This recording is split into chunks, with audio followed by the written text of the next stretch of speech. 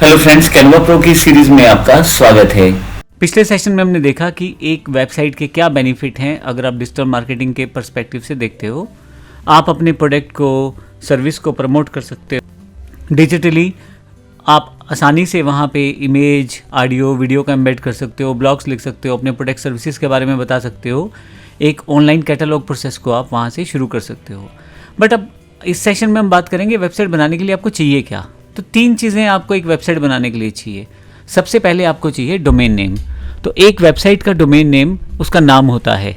जैसे यहाँ पे अगर आप देखें तो मैंने यहाँ पे www.yourbusiness.com जो है ये नाम अगर दिया है तो बेसिकली आपके बिजनेस का नाम है। मेरा जो बिज़नेस का नाम है mybusiness.com, आपके बिज़नेस का नाम है yourbusiness.com। जो भी आप चाहें वहाँ पे वेबसाइट का नाम रख सकते हैं। वेबसाइट का डोमेन आपको परचेज़ करना पड़ता है। गोडैडी, नेमचीप या गूगल डोमेन, जिससे आप लेना चाहें उससे आप ले सकते हैं। मैं यहाँ पे होस्टिंगर सर्विस को यूज़ करूँगा, लेकिन आने वाले समय में मैं आपको बताऊँगा इसकी आपको ज़रूरत नहीं पड़ेगी। आप डायरेक्टली प्री मेड डिज़ाइंस को परचेज़ भी कर सकते हैं, लेकिन वो आने वाले सेशंस में।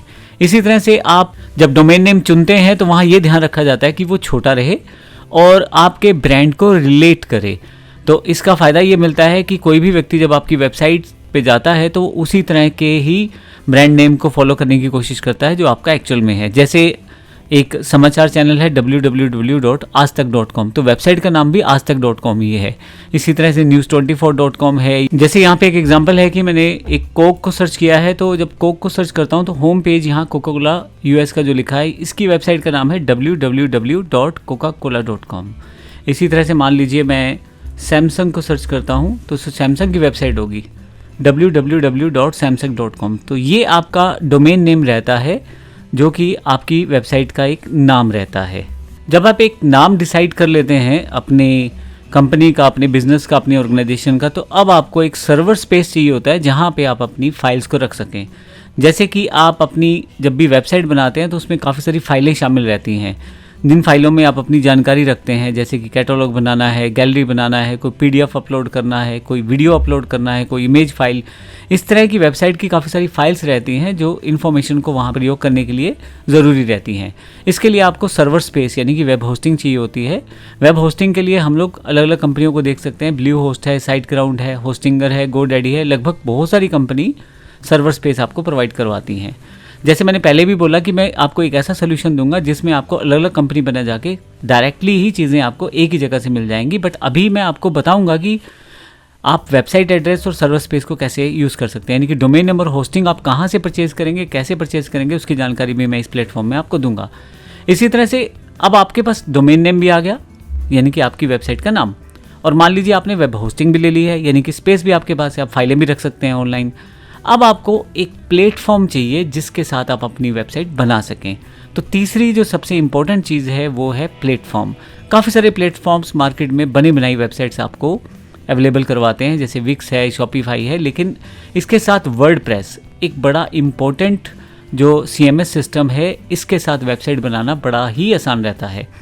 अगर आप ब्लॉग्स बनाना चाहते हैं, बिजनेस वेबसाइट बनाना चाहते हैं, ई-कॉमर्स वेबसाइट बनाना चाहते हैं, तो वर्डप्रेस आपको पूरी आज़ादी देता है। बिना किसी कोडिंग को सीखे हुए आसानी से ड्रैग ड्रॉप के द्वारा ही आप अपनी वर्डप्रेस वेबसाइट बना सकते हैं।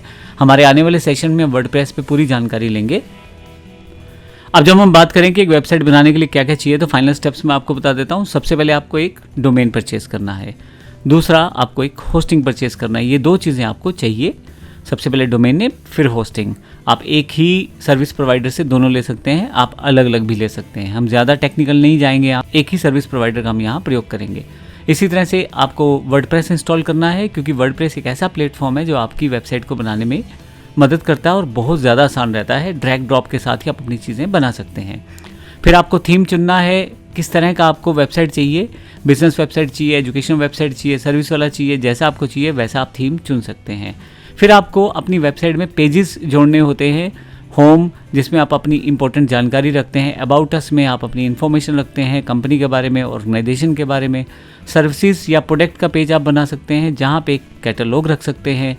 आप अपनी सभी सर्विसेज के लिए सर्विसेज पेज बना सकते हैं और सभी प्रोडक्ट्स के लिए आप प्रोडक्ट्स का पेज भी बना सकते हैं। ब्लॉग वो पेज रहता है जहाँ पे आप डे टू डे अपने कुछ आर्टिकल्स डाल सकते हैं, इमेज शेयर कर सकते हैं, स्टोरी शेयर कर सकते हैं, आप वीडियो शेयर कर सकते हैं, जिससे आपकी वेबसाइट पे आने वाले लोग आपसे जुड़े रहें।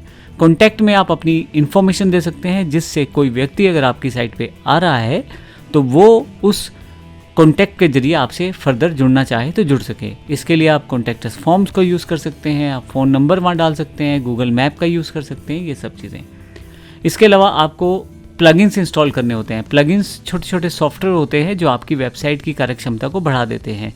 जैसे आपकी वेबसाइट की स्पीड को बढ़ाने के लिए प्लगइन्स हैं, आपके वेबसाइट में काम करने के लिए प्लगइन है, वेबसाइट को एडिट करने के लिए प्लगइन है, पेज बनाने के लिए प्लगइन है, बहुत सारे प्लगइन्स रहते हैं।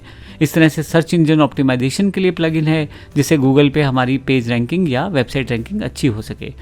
तो अब आपके पास जब एक वेबसाइट आप सेटअप करते हैं तो कहीं ना कहीं एसईओ और मोबाइल रिस्पॉन्सिवनेस के लिए भी आप इसको ऑप्टिमाइज़ करते हैं।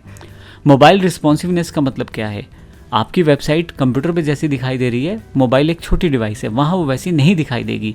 तो ऐसे प्रोसेस में आपकी जो वेबसाइट है ऑटोमेटिकली मोबाइल के अकॉर्डिंग रिस्पॉन्सिव हो जाए, मोबाइल के अकॉर्डिंग उसकी फ़ोटोज़, इमेजेस, वीडियोज़, टेक्स्ट सब सेट हो जाए, ताकि जो व्यक्ति मोबाइल पे उस वेबसाइट को देख रहा है उसको बिल्कुल ना लगे कि ये जो वेबसाइट है केवल डेस्कटॉप या किसी सिस्टम के लिए बनी हुई है।